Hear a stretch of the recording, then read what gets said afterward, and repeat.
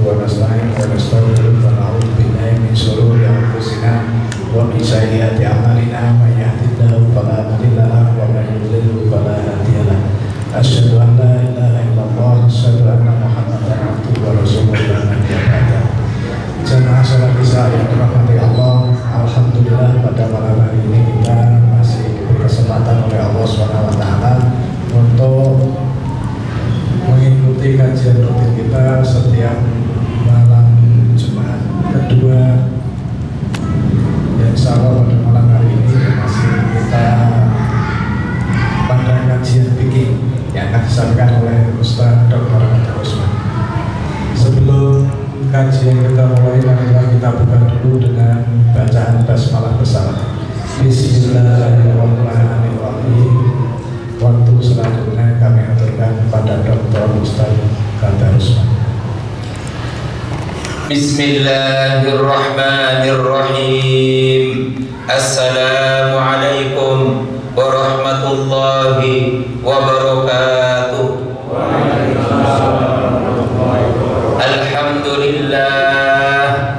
Alhamdulillahilladzi amarna bil ittihad wal i'tisam bihablillahil matin. Nashhadu an la ilaha illallah iyyahu na'budu wa iyyahu nasta'in wa nusalli wa nusallimu ala nabiyyina Muhammadin sallallahu alaihi wasallam al-mab'uts rahmatan lil alamin. Allahumma imanan bika wa tasdiqan bi kitabika wa wafa'an bi ahdika wa ittiba'an li sunnati nabiyyika sallallahu alaihi wasallam. Allahumma inna nas'aluka ilman nafi'a wa rizqan wasi'a wa shifaan min kulli da'in bi rahmatika ya arhamar rahimin. Allahumma faqihna fid din wa 'allimna ta'wil bi rahmatika ya arhamar rahimin. Amin amin ya rabbal alamin. Bapak Ibu yang dimuliakan Allah Subhanahu wa taala, malam hari ini kita akan mengkaji hadis yang ke-807, 808 dan 809. A'udzu billahi minasyaitonir rajim. Wa an Tawus an Ibnu Abbas radhiyallahu ta'ala anhu maqala. Hadis ini diriwayatkan dari sahabat Tawus, dari seorang tabi'in namanya Tawus, dari sahabat namanya Ibnu Abbas. Qala, beliau berkata, qala Rasulullah sallallahu alaihi wasallam, Rasulullah sallallahu alaihi wasallam bersabda, la talaqawur rukbana, janganlah kalian menghadang kafilah dagang, wala yabi'u hadirun libatin, janganlah orang kota menjual barang kepada orang desa. Janganlah orang kota menjual barang kepada orang desa. Kan aneh tuh ini hadisnya. Padahal banyak orang kota pergi ke kampung-kampung untuk jual barang, atau dia pulaan di kampung-kampung untuk dibawa ke kota. Nah, Bapak Ibu sekalian, untuk memahami hadis ini kita harus berpegang pada satu kaidah usul fikih. Jadi ada kaidah usul fikih. Bagaimana isi kaidah usul fikih itu? Al-hukmu yaduru ma'illatihi wujudan wa adaman. Setiap hukum itu akan lahir, akan muncul atau tidak tergantung kepada ilat hukumnya. Ilat hukum itu namanya sebab hukum.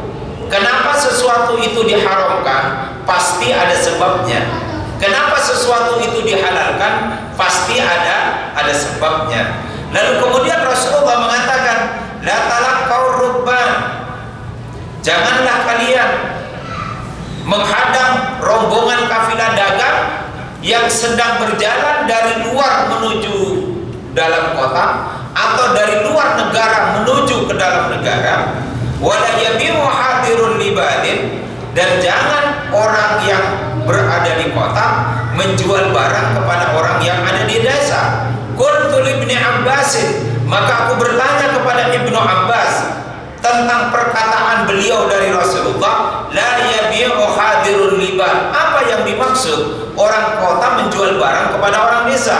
Qala, dia berkata, la yakunu lahu simsar, orang kota tidak mewakili orang desa untuk membeli barang. Bapak Ibu sekalian yang dimuliakan Allah Subhanahu wa taala, mari kita lihat bagaimana Ibnu Hajar Al-Asqalani memberikan penjelasan kepada hadis ini. Jadi ada dua persoalan di dalam hadis ini. Yang pertama, beliau mengatakan adalah talaqqiyal rubban, menghadang kafilah dagang. Kemudian yang kedua adalah la yabi hadirul ibad, orang kota jangan menjual barang kepada orang desa. Nah, di sini dijelaskan Bapak Ibu sekalian, yang dimaksud dengan orang menghadang kafilah dagang itu, jadi ada kafilah dagang ini membawa barang dagangan menuju kota. Tiba-tiba oleh orang kaya atau oleh orang yang punya kemampuan untuk menebus semua barang itu, dicegahlah kafilah dagang ini di luar kota, dihalangi untuk masuk ke dalam kota karena dia punya uang yang banyak untuk membeli barang itu. Maka disampaikan oleh Ibnu Hajar Al-Asqalani akan muncul di dalamnya apa yang disebut dengan ad-darar. Darar itu kerusakan. Maka ada kaidah usul fikih yang kedua, la darara wa la dirar. Di dalam perilaku seseorang itu jangan sampai mencelakakan atau merusak dirinya sendiri, dan jangan pula mencelakakan atau merusak orang lain. Maka di dalam perkara orang menghadang barang kafilah dagang yang akan masuk ke dalam kota atau yang akan masuk ke dalam negeri, itu ada beberapa kerusakan yang bisa muncul. Yang pertama, kafilah dagang itu tidak mengerti harga pasar karena dia belum sampai. Bapak Ibu jangan membayangkan seperti zaman sekarang ya, yang serba teknologi HP. Di zaman Rasulullah nggak ada HP. Setiap pedagang yang akan masuk kepada suatu kota, dia tidak mengerti harga pasar. Padahal Rasulullah selalu menyandarkan orang menentukan harga itu sesuai dengan mekanisme pasar. Jadi bukan negara yang ikut campur untuk menentukan harga, tetapi biarkan pasar itu yang berbicara tentang harga, sehingga di situ ada keseimbangan antara orang yang menjual barang dengan orang yang membutuhkan barang. Itu yang nanti akan menentukan harga. Jadi bukan negara yang menentukan harga. Lah kalau negara yang menentukan harga, mohon maaf, siapa yang dekat pada kebijakan negara biasanya dia ambil keuntungan. Contoh misalnya, ketika gandum diimpor dari luar masuk ke negeri kita, siapa yang berhak untuk mengimpor gandum? Oh, ternyata adalah pedagang yang ditunjuk oleh negara. Sehingga muncullah yang disebut dengan apa namanya? Konglomerasi. Orang menguasai semua sumber-sumber produksi. Dia mengimpor gandum, mengimpor tepung ke dalam negeri. Dia juga yang membuat minyak. Dia juga yang menentukan harganya. Ketika mie itu akan dikirim, dia buat perusahaan angkutan. Ketika mau dijual, dia juga yang buat toko-tokonya. Sehingga dari hulu ke hilir dia yang punya. Nah, ini namanya konglomerasi. Ini tidak boleh, tidak diperbolehkan oleh Rasulullah. Kalau orang berdagang pada satu jenis dagangan, jangan kemudian dari hulu ke hilir dia dibuat. Coba, kebun sawitnya dia yang punya. Setelah panen sawit, dia pula yang buat pabrik, yang punya pabrik untuk merubah sawit menjadi minyak. Nah, ketika minyak ini dibawa ke toko-toko, dia buat perusahaan transportasi dan distribusi. Lalu setelah minyak itu sampai ke toko-toko, dia pula yang buat toko. Lah, ketika toko itu butuh parkiran, dia juga yang buat perusahaan keamanan. Nah, itu namanya orang itu menguasai dari hulu ke hilir, seakan-akan orang lain tidak mau dikasih bagian rezeki. Nah, itu tidak boleh. Sehingga pengawasan tentang kejujuran mekanisme jual beli itu betul-betul sangat dijaga di dalam konsep Islam, karena memang mekanisme pasar itu yang dijadikan sebagai alat untuk menentukan harga di dalam proses jual beli di Madinah. Salah satu diantaranya adalah orang tidak boleh mencegah kafilah dagang yang akan menjual barang dagangannya itu di pasar atau di dalam kota atau di suatu negeri, itu tidak diperbolehkan. Yang pertama Bapak Ibu sekalian, yang kafilah dagang itu belum mengerti harga pasar, sehingga kalau dia menjual barangnya bisa jadi dia menentukan harga terlalu rendah, sehingga dibiarkan dulu pedagang ini masuk ke dalam pasar, baru di situ ada khiyar tawar menawar, jangan dicegat di luar kota. Kemudian yang kedua Bapak Ibu sekalian, barang yang dibawa ini dibutuhkan oleh banyak orang. Kalau sampai barang ini dicegat di pinggir kota, lalu kemudian diambil oleh satu orang, itu bisa jadi ancaman monopoli barang apa tidak? Kalau dia yang menguasai barang, nanti dia pula yang menentukan harga. Maka tidak ada di pasar itu check and balances, karena dia yang punya barang, orang lain tidak punya. Sementara masyarakat butuh dengan barang itu, maka yang terjadi dia bisa menentukan harga seenaknya sendiri, dan orang terpaksa harus membeli karena orang butuh. Nah itu namanya monopoli. Maka oleh Nabi tidak boleh, karena barang itu biarkan masuk ke dalam pasar dan biarkan di situ ada tawar menawar antara sekian orang banyak untuk membeli barang itu. Karena di zaman Rasulullah SAW, Bapak Ibu sekalian, itu tidak mengerti orang harga pasar itu berapa. Sementara barang yang dibawa itu sangat dibutuhkan di dalam kota. Kalau nanti dibeli oleh satu orang, tiba-tiba ditumpuk di rumahnya, tidak mau dilempar lagi kepada pasar, pasar nanti kekurangan pangan, mereka tidak bisa makan. Oleh karena itulah maka Rasulullah menetapkan bahwa mencegah kafilah dagang di luar negeri atau di luar kota itu tidak diperbolehkan, karena ada unsur gharar. Nah pertanyaannya, kalau ilah hukumnya ini sudah hilang bagaimana?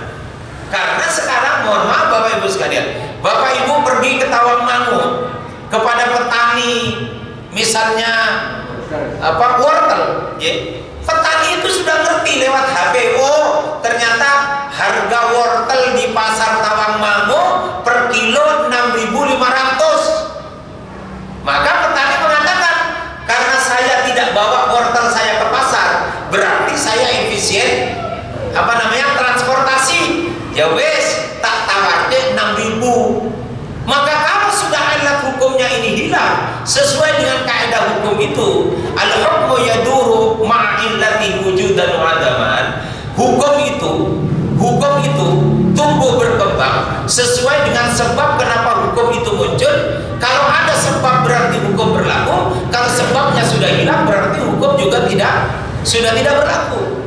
Nah sekarang Bapak Ibu sekalian, distribusi barang itu sudah hebat, tidak hanya melulu dari satu wilayah. Lalu yang kedua, sekarang informasi tentang standar harga itu sudah petani-petani pun sekarang main HP, bener apa enggak? Main HP. Wong jangankan petani yang relatif pertaniannya baik, yang jual sayur per ikan 2.000, 3.000 itu main HP kok. Kalau nggak ada mau beli itu tadian di pasar itu ya sosok main game itu udah keren sekali.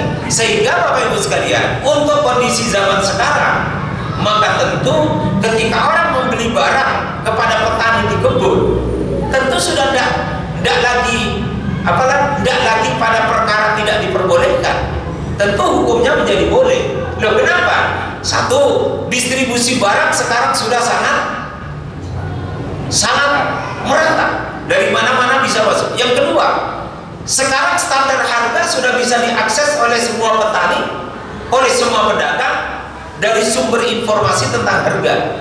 Kecuali Bapak Ibu sekalian, kalau ada petani memang terpencil dan tidak ada informasi dari teknologi HP misalnya, maka ketika ada pedagang kota datang ke desa, maka dia harus bisa memberikan penjelasan, Pak Tani, di kota wortel itu 6.500, boleh tidak saya beli wortelmu itu 5.500, 1.000-nya untuk biaya transportasi dan bongkar muat barang. Nah itu seperti itu.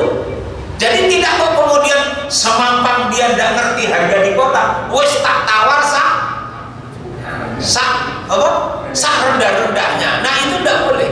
Sama juga orang kota jual barang ke orang desa dengan cara dia menipu orang desa, karena orang desa tidak ngerti harga di kota, sehingga kemudian dia memanipulasi harga semaunya sendiri, sehingga orang desa ketika dia beli barang yang dibawa oleh orang kota, ketika saudaranya dari kota pulang lalu nanya, "Bang, jenengan ini beli wortel ini berapa?" Atau beli barang apa ya yang nggak ada di desa itu apa misalnya?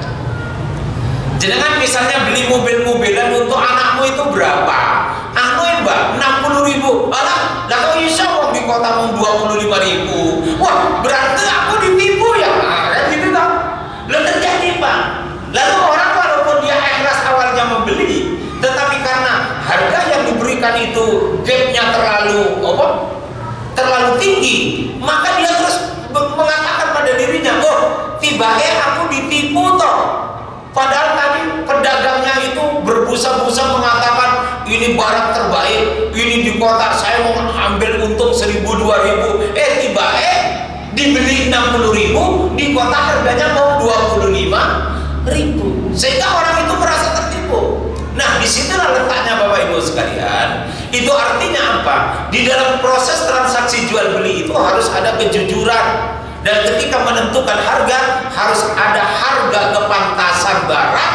Jangan sampai orang merasa ditipu setelah membeli barang milik kita, karena sebab kita menentukan harga terlalu tinggi. Dan kenapa harga terlalu tinggi itu tetap dibeli? Karena memanfaatkan kondisi orang desa yang tidak mengerti harga di kota. Bisa dipahami? Berarti di sini penuh unsur tentang keadilan, tentang ketulusan orang berjual beli. Berjual beli bukan hanya keuntungan, tapi berjual beli untuk membahagiakan para pembeli. Kemudian yang kedua, berjualan itu dalam rangka untuk mendistribusikan barang. Maka setiap distribusi barang yang dilakukan mengikuti Quran dan Sunnah, falahu ajrun, di dalamnya pasti ada pahala. Maka yang punya kos-kosan itu, kalau anak kosnya diperlakukan dengan baik, di situ pahala Pak. Jangan tidak hanya dapat uang kos-kosan, tapi dapat pahala. Anak kosnya dikasih arahan, ayo waktu sholat ke masjid jangan merokok, terus jangan membawa lawan jenis dan lain sebagainya. Itu disarankan untuk berbuat baik. Sok-sok sebulan sekali ditraktir misalnya, Jumat barokah atau apa, namun itu berpahala. Gimana warung-warung makan yang berderet-deret itu? Loh, itu kan jadi solusi untuk anak-anak kos yang di rumahnya tidak masak. Loh, itu pahala Pak. Itu pahala. Setiap nasi yang dimakan oleh anak kos yang dia tidak masak di rumahnya, lalu kemudian dia datang ke rumah-rumah makan, karena di situ menyediakan makanan, maka di situ ada pahala. Loh, kenapa?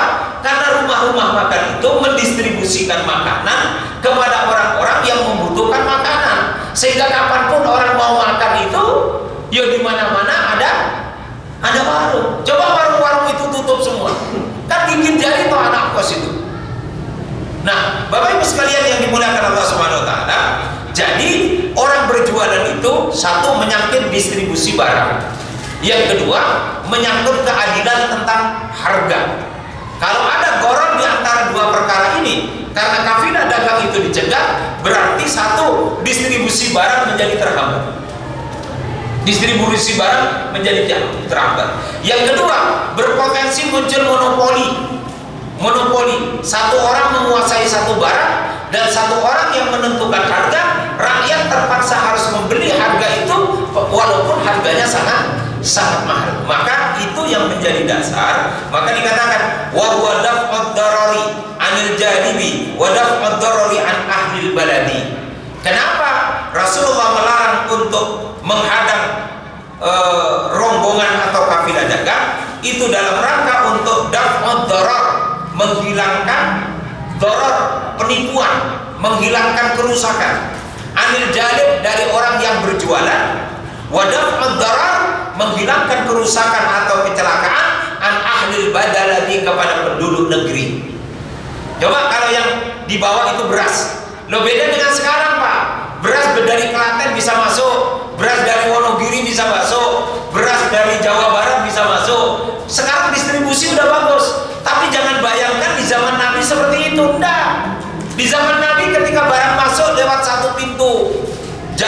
masuk, ya sudah dari situ saja. Kalau di situ dicegat, orang tidak bisa makan. Sehingga orang tidak diperbolehkan untuk mencegat kafilah dagang. Bapak Ibu sekalian yang dimuliakan Allah Subhanahu wa taala. Hadis yang setara juga dikatakan, la talaqawul jalaba. Jangan kalian mencegat pedagang di pinggir jalan. Nah, kalau sekarang kan tidak bisa toh, Pak. Sekarang pedagangnya malah saya muter-muter. Jadi bukan itu maksudnya. Jadi maksudnya jangan mencegat pedagang di pinggir jalan itu sepanjang pedagang itu tidak ngerti harga pasar. Lalu kemudian kita mempermainkan si pedagang tadi, kita mempermainkan harga. Karena sebab pedagang itu tidak ngerti harga dan kita pembeli ini mempermainkan harga. Kadang-kadang si pedagang itu melepas barangnya dan ternyata barang yang dilepas itu harganya terlalu murah. Kalau sekarang mungkin sudah enggak karena zaman udah berubah. Karena sekarang nasi goreng jalan, cireng jalan, ngopi sekarang kalau ngopi pun jalan, Pak. Teh jalan, apalagi Pak, mie ayam jalan. Maka kalau zaman sekarang mencegah orang mencegah pedagang di pinggir jalan itu hukumnya boleh. Kenapa? Karena dorornya sudah tidak ada, ilat hukumnya sudah tidak ada. Bisa dipahami ya? Bapak Ibu sekalian yang dimuliakan Allah Subhanahu wa taala, faman talaqa fastara minhu. Maka barang siapa yang mencegah pedagang kemudian dia membeli darinya, fa idza ata sayyiduhu as-suqa fahuwa bil khiyar. Maka Nabi mengatakan, kalau ada orang mencegat di tengah jalan, kemudian dia tawar, kemudian dia beli ikan ini, saya beli ikanmu ini 25.000. Kata si pedagang, oh ya rapopo, dibeli 25.000.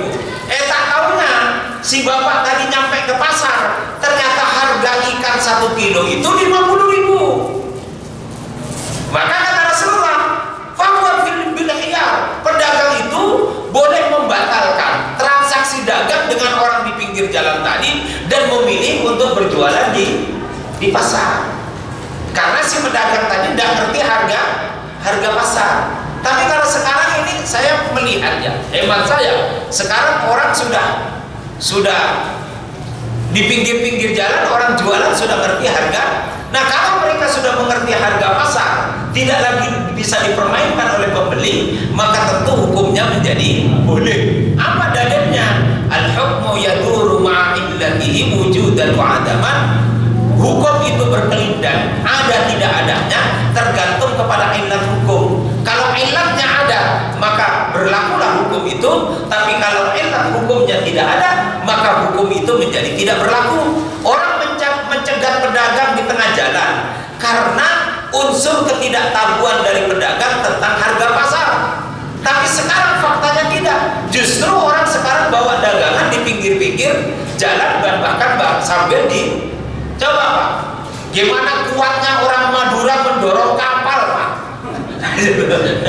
Kan orang Madura nih dorong gerobak satenya itu bentuknya seperti kapal. Oh, jenengan tidak sadar toh? Itu ingin mengatakan orang Madura itu kuat-kuat Pak.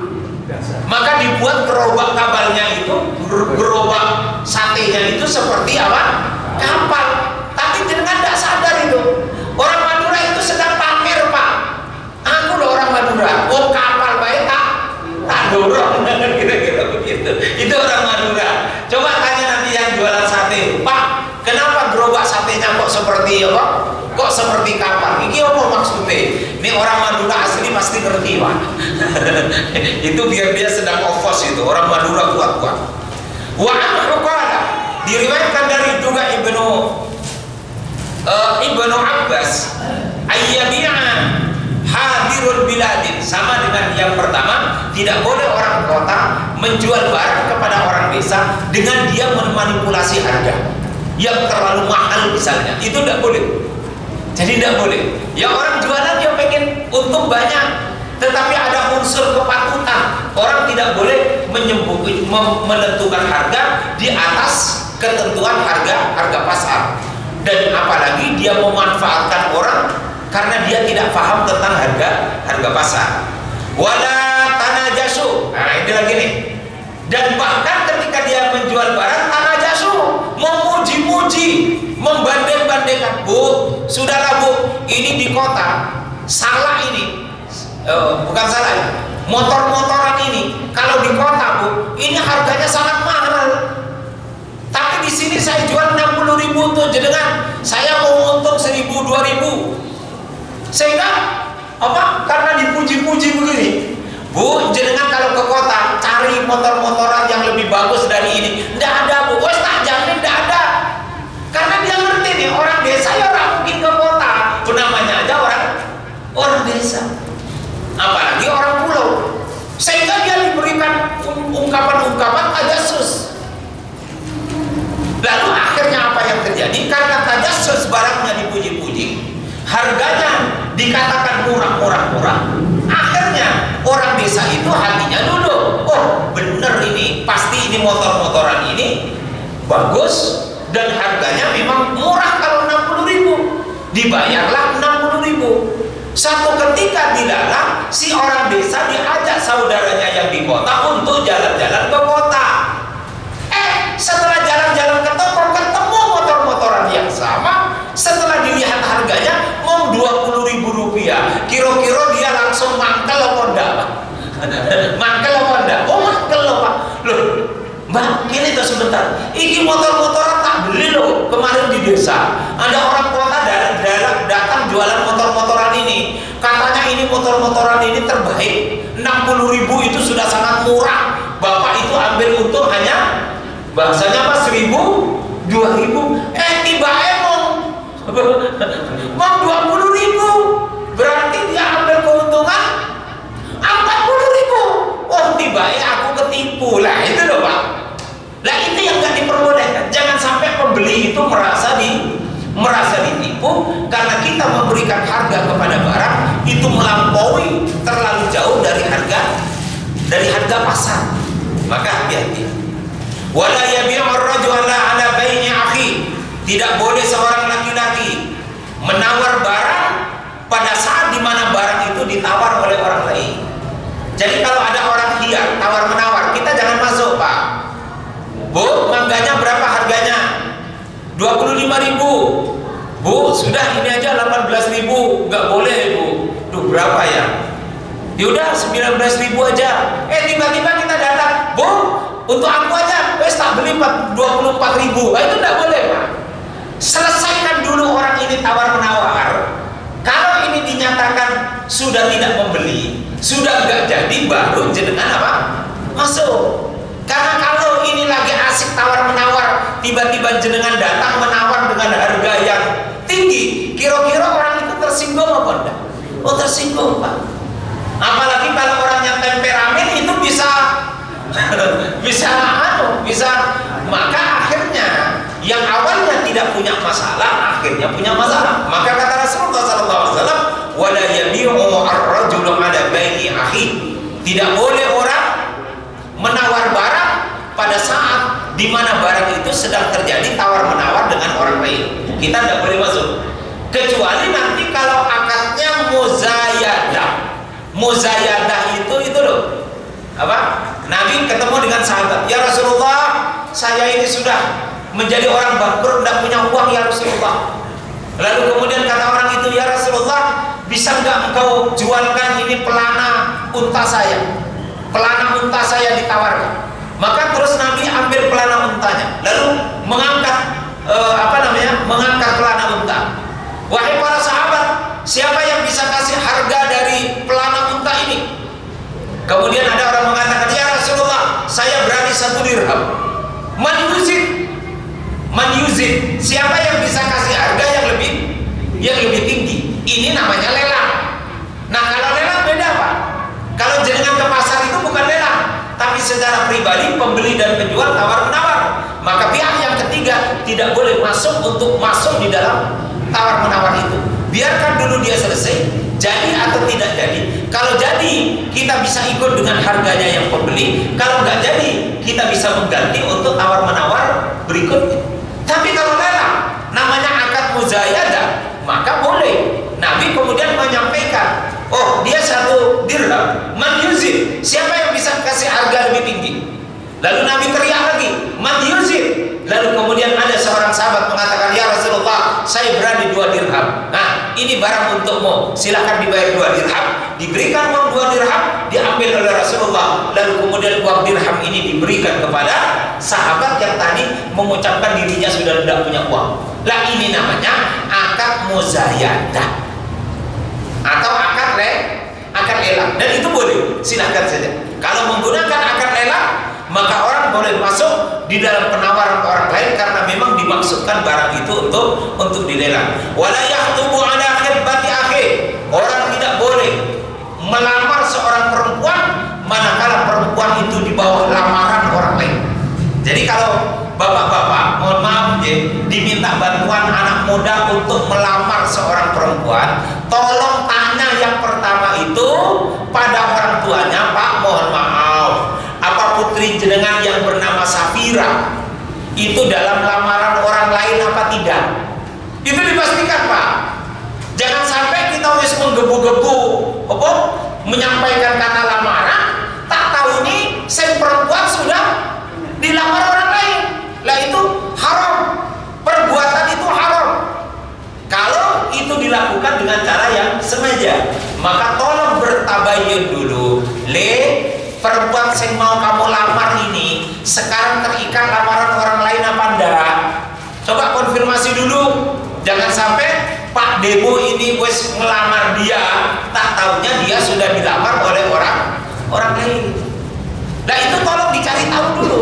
Jangan mau semangat ngelamar, tak tahu nih yang dilamar sudah dengan orang lain. Itu jangan sampai terjadi. Nah, berbeda dengan saya melamar seorang perempuan untuk adik saya. Informasi yang saya kumpulkan, anak ini tahun ini lalu lulus SMA. Maka sebelum lulus saya lamar dengan maksud setelah lulus langsung menikah. Kata saya, setelah saya ucapkan lamaran kepada bapaknya, ya toh, sudah nih, lafaz ini tak sampaikan. Bapaknya cerita, ternyata anak perempuan ini baru kelas 2 SMA. Loh, informasi saya keliru, Pak. Saya keliru. Tapi yang gimana ungkapan lamaran sudah disampaikan, enggak saya, wah, loh, anu toh Pak, baru kelas 2 SMA toh. Lanjut Pak Ustaz. Oh, saya kok dengar informasinya katanya udah mau lulus tahun ini. Bohonten Pak Ustaz. Pakai bahasa Madura kan? Bohonten Pak Ustaz, ini baru kelas 2 SMA. Loh, pripun Pak? Berarti lamaranku tak tarik apa enggak? Kata saya. Yuk, enggak apa-apa Pak Ustaz. Ya enggak apa-apa. Tak tahunya diterima. Nah, terus saya bilang, kalau memang lamaran saya diterima, saya tidak mau lama-lama. Ayo dan cepat dinikahkan. Dan terus sekolahnya gimana? Ya nanti bisa dirembuk bareng lah. Akhirnya nikah Pak, kelas 2 SMA. Nah, karena kami ini ada di pulau, tinggal ngobrol sama kepala sekolah, kata kepala sekolah tidak apa-apa, nikah sambil sekolah. Kalau di sini kan tidak boleh, undang-undangnya tidak boleh. Itulah enaknya di pulau saya Pak. Semua hal bisa dirembuk. Akhirnya anak itu masih sekolah, walaupun sudah menikah sampai lulus. Setelah itu masuk persidangan, nikah di bawah umur. Nah itu yang nikahkan ya petugas KUA kok, hanya nggak dicatatkan. Kata petugas KUA nanti dicatatkan setelah ada sidang menikah di bawah umur. Ya sudah, akhirnya menikah. Sekarang punya anak 1. Wala tas'alul mar'atu talaqa ukhtiha litakfa'a ma fi ina'iha. Janganlah seorang perempuan, janganlah seseorang meminta kepada seorang laki-laki untuk mentalak istrinya semata-mata untuk dinikahi atau dalam rangka untuk memenuhi bejana dari istrinya. Ini tidak boleh juga Bapak Ibu sekalian. 1, ada seorang laki-laki punya 2 istri. Istri mudanya mengatakan kepada suaminya, "Mas, udah, istri pertamamu itu rewel kok, wes talak saja. Biar kamu fokus saja sama saya." Itu tidak boleh Pak. Atau keluarga itu melihat suami istri ini, si istrinya ini tidak cocok dengan keluarga, lalu suami ini dipanggil oleh keluarganya, "Mas, tak nikahkan sama Maryam tetangga rumah. Nah, ini tidak boleh juga, Pak. Karena ini berarti memunculkan apa? Memunculkan pergesekan. Itu tidak boleh. Jadi seorang laki-laki didesak untuk talak dari istrinya, lalu kemudian dia menjanjikan untuk dinikahkan dengan perempuan yang lain. Itu tidak boleh. Itu goror dalam pernikahan. Itu tidak boleh. Tapi sok-sok ada apa enggak? Terutama itu paman yang rewel itu. Ngelihat ponakannya kok kelihatannya terombang-ambing punya istri seperti ini, kadang-kadang dipanggil, "Le, wis to le, iki lho ono tetangga namanya Fatimah, yo lebih cantik dari istrimu, siap nikah sama kamu. Ayo dan istrimu kamu talak saja. Nanti tak nikahkan kamu sama Fatimah." Nah, itu enggak boleh, Pak. Enggak boleh. Kalaupun akhirnya laki-laki itu harus talak dengan istrinya, memang karena semata-mata udah enggak cocok. Tapi jangan karena ingin dijanjikan dengan apa istilahnya itu kalau di Jawa apa namanya itu? Sengkuni ya? Apa? Apa? Seperti duri dalam daging tuh itu. Nah, itu tidak boleh. Jadi jangan sampai kita itu mengkhianati pernikahan karena sebab kita ingin menghadirkan calon yang lain. Le, wes toh, Mas, jangan talakai istrimu. Kamu jadi menantu kuai. Nanti tak kasih hadiah kos-kosan 3 lantai. Wah, itu tidak boleh juga. Itu tidak boleh juga. Lah orang sekarang motifnya macam-macam, Pak. Jadi tidak boleh seperti itu. Karena yang seperti itu ada unsur goror kepada seseorang. Bapak Ibu sekalian yang dimuliakan Allah Subhanahu wa taala. Nah, inilah apa-apa yang dijelaskan oleh Allah dan Rasulnya. Bapak Ibu sekalian, itu artinya kalau Rasulullah menjelaskan detail tentang jual beli yang tidak diperbolehkan, maka setiap orang yang berjual beli secara benar, secara halal, maka pasti di dalamnya ada keberkahan dari Allah Subhanahu wa taala.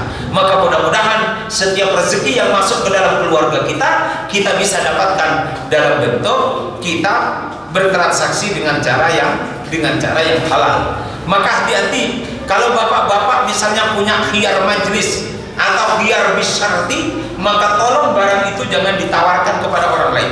Misalnya jualan rumah, ada orang datang, "Pak, berapa harga rumah?" 1 miliar. Boleh enggak saya beli 950 juta?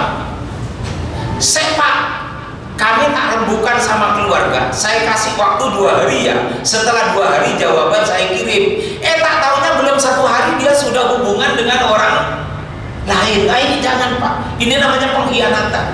Sama juga dengan pembeli, sudah deal 950 juta, tapi dibayar dalam tempo 1 bulan. Belum 1 bulan lunas, ternyata dia sudah rembukan dengan orang lain. Karena ada orang lain meminta 1,2 miliar. Lalu dengan pembeli yang jatuh tempo 1 bulan itu, baru saja 2 pekan dia sudah langsung telepon, "Pak, mohon maaf, kelihatannya nggak jadi. Ibu saya nggak mau dijual." Padahal dia sudah apa? Rembukan dengan orang. Itu tidak boleh. Itu haram. Jual beli itu menjadi haram. Tentu jual belinya nanti sepanjang syaratnya dipenuhi, jual belinya sah, tetapi rezeki yang diperoleh itu tidak berkah. Na'udzubillah min dzalik. Seharusnya selesaikan dulu syarat jual belinya. Kalau sampai waktu yang ditentukan dia tidak mampu untuk membayar, baru kita berhubungan dengan orang lain. Bisa dipahami, Bapak Ibu sekalian yang dimuliakan Allah SWT. Karena kadang-kadang ada yang Pak, mohon maaf, kadang-kadang sapi sudah kita DP itu, tak tahunya ditelepon, "Pak, ini nggak jadi duit jaringan diambil." Tak tahunya dia kasih kepada orang lain dengan harga yang lebih tinggi. Itu goror, tidak boleh. Kelihatannya dia dapat uang berlebih, tetapi sesungguhnya di dalam uang yang berlebih itu dia peroleh dengan cara yang goror. Dan sesuatu yang goror tidak bisa mendatangkan keberkahan di dalam keluarga kita. Dan setiap jual beli yang dilakukan dengan cara yang jujur, mengikuti sunnah Rasulullah, insya Allah mendatangkan keberkahan pada diri dan keluarga kita. Amin ya rabbal alamin. Bapak Ibu sekalian, ini saja barangkali yang bisa kami sampaikan dari hadis yang ke-807, 808 dan 809. Barakallahu fikum. Kalau ada tanggapan pertanyaan kami persilakan.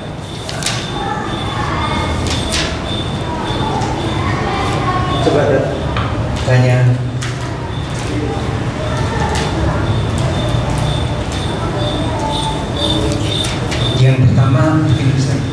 tadi Ustaz menjelaskan ketika Rasulullah saat itu belum ada seperti saat ini ada HP dan sebagainya. Ini terjadi semacam dekonstruksi syariah untuk dagang. Ini kalau seandainya dimisalkan Al-Quran itu ada nasikh mansukh, itu apa kira-kira misal seperti Ustaz? Jadi barakallahu fikum Bapak Ibu sekalian. Jadi apa ayatnya Ustaz? Wa ma nansakh min ayatin aw nunsiha na'ti bi khairin minha aw mithliha. Tidaklah kami menghapuskan suatu hukum yang diturunkan oleh Allah kecuali pasti Allah mendatangkan hukum baru yang setara atau hukum baru yang lebih baik. Nah, nasikh wal mansukh itu yang menghapuskan dan yang dihapuskan ada yang sifatnya permanen, tetapi ada yang sifatnya tergantung pada ilat hukum. Apa contohnya? Nah, Rasulullah sallallahu alaihi wasallam imra'atan ziyaratal kuburi ala fazuruha. Rasulullah melarang para perempuan untuk ziarah kubur. Berarti perempuan tidak boleh ziarah kubur. Tapi sekarang fazuruha, perempuan boleh ziarah kubur. Maka hadis yang diriwayatkan oleh Imam Baihaqi ini mengandung unsur nasikh wal mansukh. Ada hukum yang ditetapkan oleh Rasulullah, kemudian oleh Nabi, hukum ini dihapuskan dengan munculnya hukum yang baru. Sehingga Bapak Ibu sekalian yang dimuliakan Allah Subhanahu wa taala, lalu ulama meneliti, kenapa dulu perempuan dilarang ziarah kubur? Oh, ternyata di zaman jahiliyah dulu Islam belum menyebar. Ketika perempuan ziarah kubur itu diganggu oleh banyak anak muda karena masih lekat dengan masa jahiliyah. Sehingga kalau perempuan ziarah kubur itu yang muncul adalah keburukan karena mereka diganggu. Maka Nabi melarang perempuan ziarah kubur. Tapi ketika Islam sudah dipahami secara menyeluruh, anak-anak muda pun menjadi anak-anak muda yang santun, menjadi anak muda yang berakhlakul karimah. Tidak ada lagi anak-anak muda yang mengganggu perempuan untuk ziarah kubur. Maka kemudian Nabi memerintahkan apa?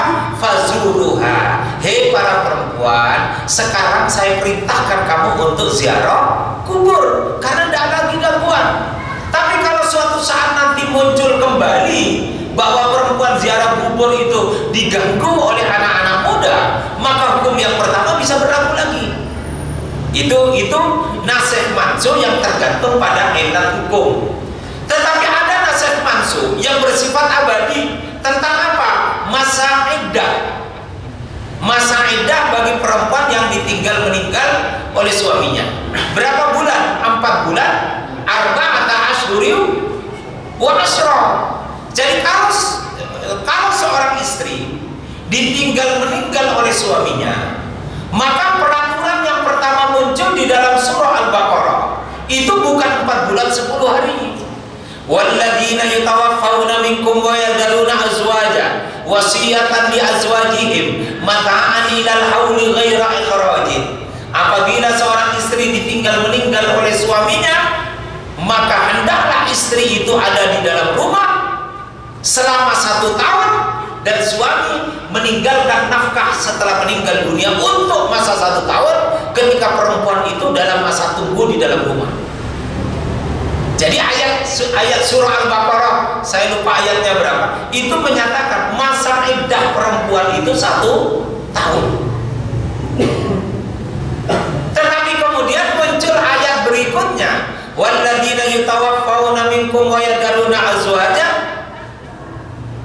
Kemudian ayatnya tadi arba'ata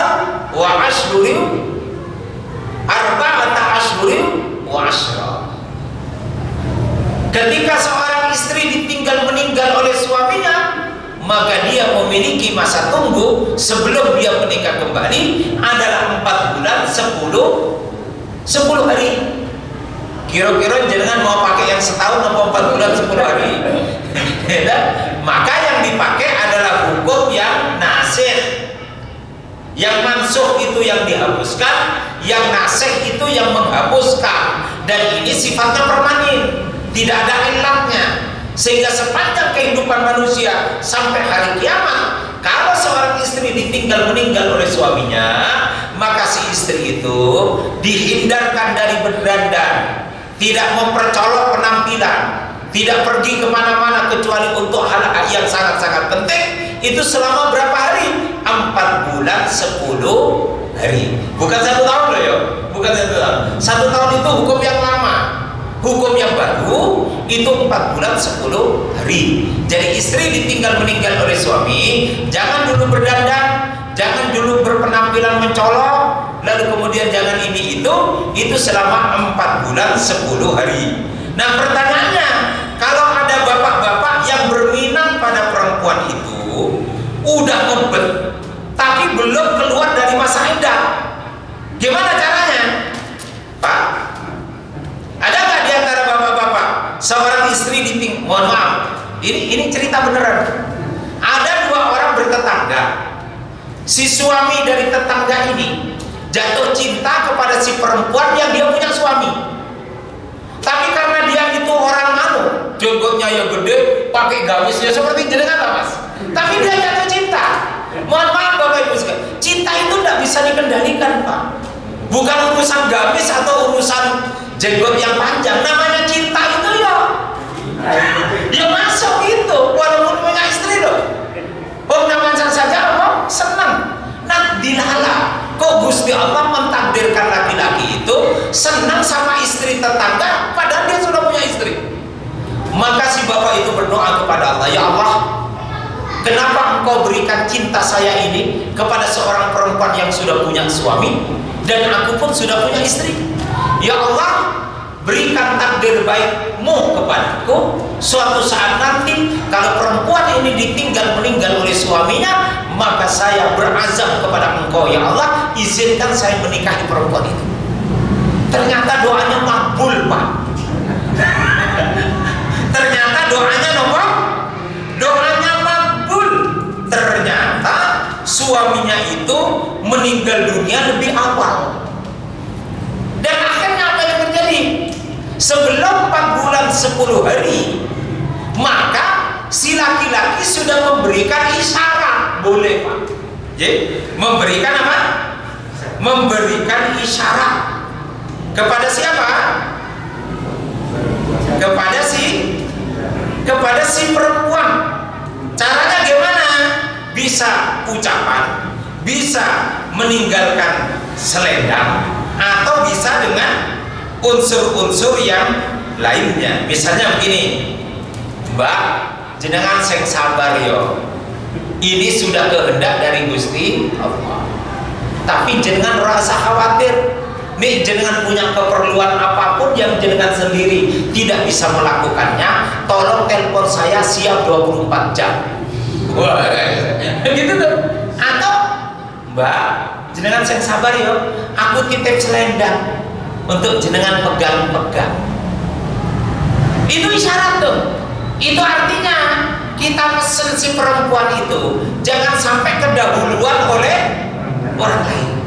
Jadi gimana lah caranya? Pokoknya dibuat isyarat. Tapi Bapak Ibu tidak boleh mengungkapkan secara dohir, itu tidak boleh. Itu namanya tidak empati kepada orang yang sedang berkabung. Mbak, jangan rasa khawatir. Insya Allah saya ini lebih baik dari suami jenengan. Ya jangan begitu, jangan Pak. Jadi yang diperintahkan oleh Quran itu kita hanya diperbolehkan untuk menyampaikan dalam bentuk dalam bentuk isyarat saja kepada calon atau perempuan yang ditinggal meninggal oleh suaminya. Bisa dipahami ya? Dan akhirnya itu menikah, walaupun menikahnya nggak lama terus bisa. Silakan maju gitu. Oh, nggak ngerti dari cuma nyebut-nyebut orang, udah enak itu pengajian. Orang persis. Bukan.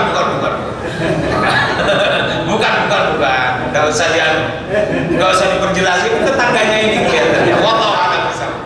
Tapi nggak ada, bukan itu ya Pak yang saya ceritakan ya, bukan ya. Nanti tidak marahi saya nanti yang Mbak ini mau anu aja. Memang yang begitu itu ternyata terjadi Pak. Boleh. Oh boleh, tidak apa boleh. Tapi tidak boleh juga jangan terus mendekati istrinya. kali suami jenengan ini ora beres. Wis ceraikan wae. Nanti wis aku saya tanggung jawab. Nah itu tidak boleh Pak, tidak boleh. Tapi seperti ini kan karena pakai yaitu ahli ibadah dan dia berdoa kepada Allah, ya Allah, saya kok Engkau berikan rasa senang di dalam hatiku kepada perempuan begini yang punya suami. Ya Allah, aku berazam kepada Engkau, nek sesok suaminya meninggal dunia, aku siap untuk dilalah oleh Gusti Allah diwafatkan suaminya lebih dulu. Wallahu a'lam bishawab. Tapi bapak-bapak nggak usah doa begitu ya Pak. Saya juga agak kurang seret itu doanya itu. Wallahu a'lam bishawab. Tapi ini tidak menyangkut nama siapa-siapa aja. Mohon maaf, nanti saya dipanggil lagi. Begitu Pak Haji. Barakallahu fikum. Tentang nasib wal mansub tadi. Barakallahu fikum. Jadi menyangkut tadi, dulu tidak boleh beli barang di pinggir jalan, sekarang jadi boleh. Itu bukan nasib wal mansub, semata-mata karena ilat hukum saja. Kalau ilatnya tidak ada, jadi boleh. Tapi kalau ilatnya ada, itu jadi tidak boleh. Misalnya pulau saya itu satu pintu, beras satu pintu, satu kapal itu.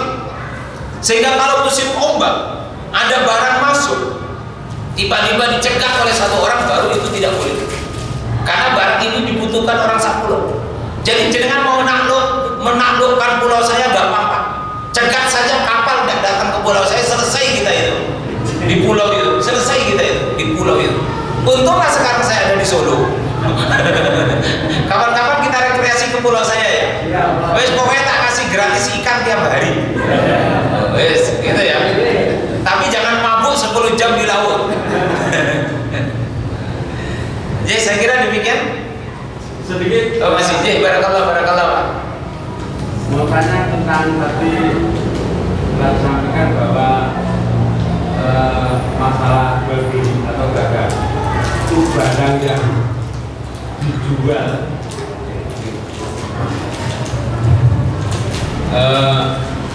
Kami ulangi, tadi disampaikan bahwa masalah tentang jual beli atau perdagangan itu barang yang dijual itu harus melihat kepantasan harga atau mungkin kata lain standar harganya. Nah sekarang ada Pak, barang itu yang tidak ada kepantasan harga atau standar harga. Misalnya Pak, berlian, batu akik, mungkin keris, itu kan nggak ada standar harganya. Itu hanya karena kesenangan. Ini bagaimana? Mungkin sebuah berlian kecil itu bisa ratusan juta atau mungkin miliar ya. Itu ada.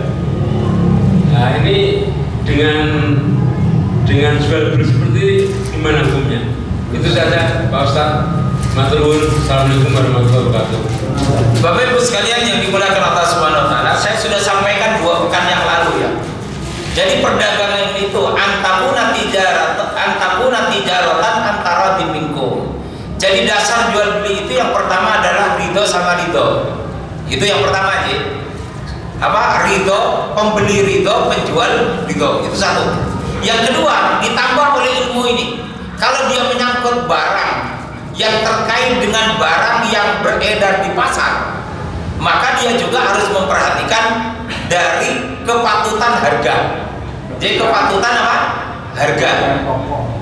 Ketika barang itu, mohon maaf, ketika barang itu tidak hanya diandalkan dari segi estetiknya atau keindahannya.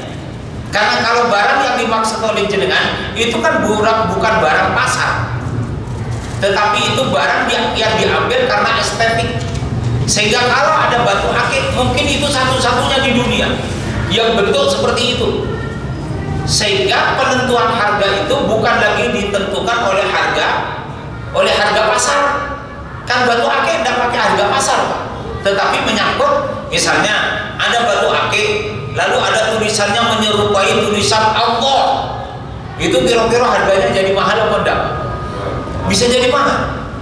Yang dibeli bukan karena dia itu barang pasaran yang sejenis itu jumlahnya diproduksi dengan bentuk yang sama, tetapi itu adalah barang yang dibeli karena sebab estetika, keindahannya.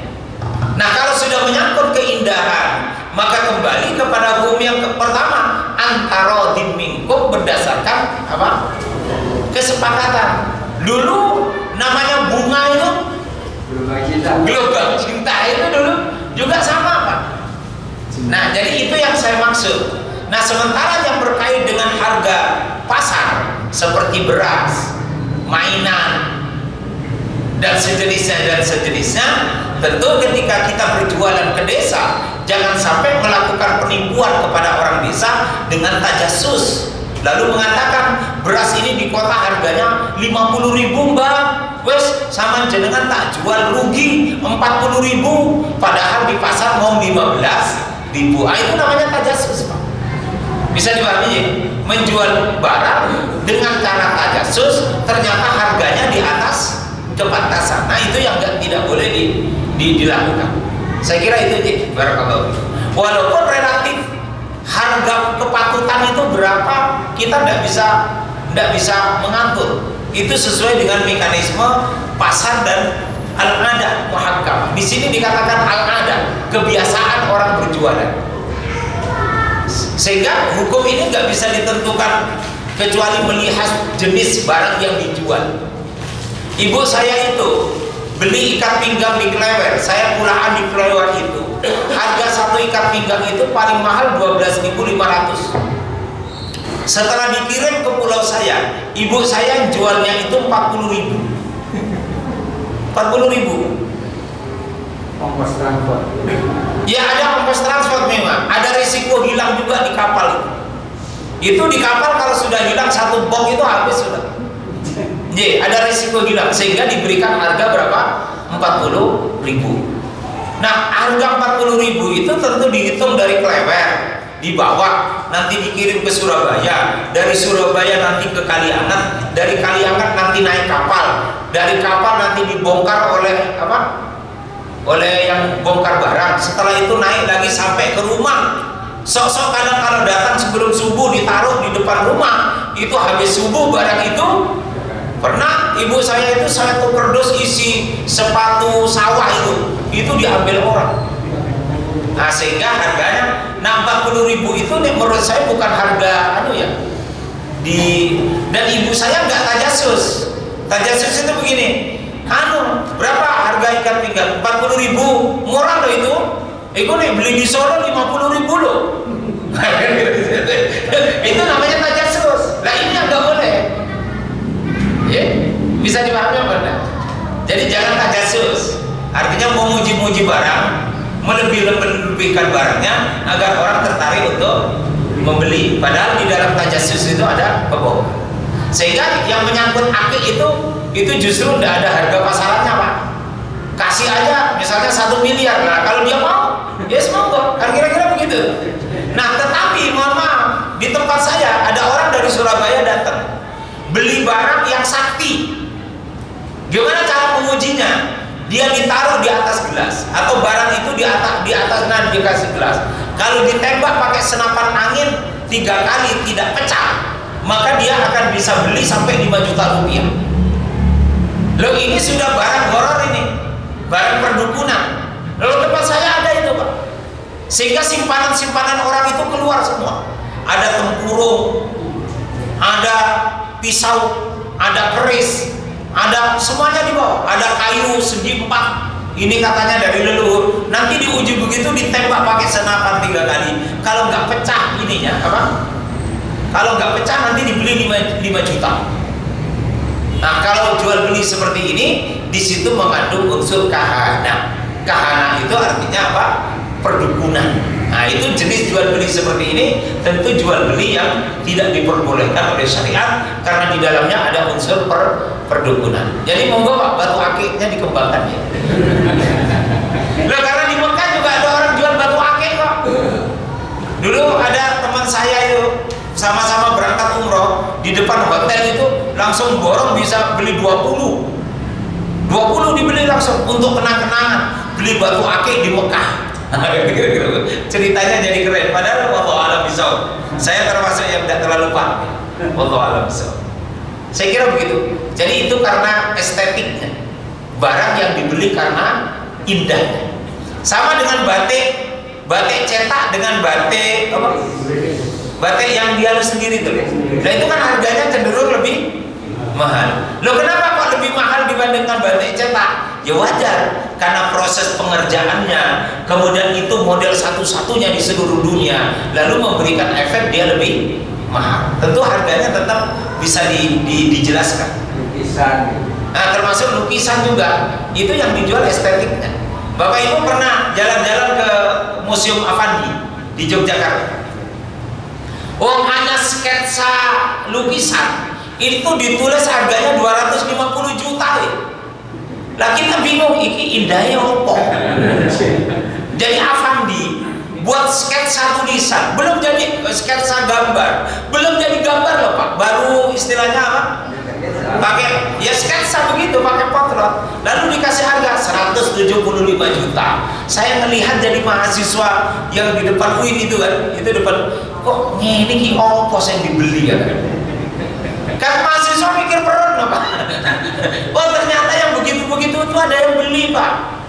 Tentu yang beli bukan mahasiswa lah, dosen juga bukan kelihatannya. Yang beli-beli itu yang duitnya wesano itu loh Pak. Itu ratura itu yang dibeli bukan lagi nilai manfaat tetapi indahnya, yang manfaat indahnya, dan yang kedua historisnya.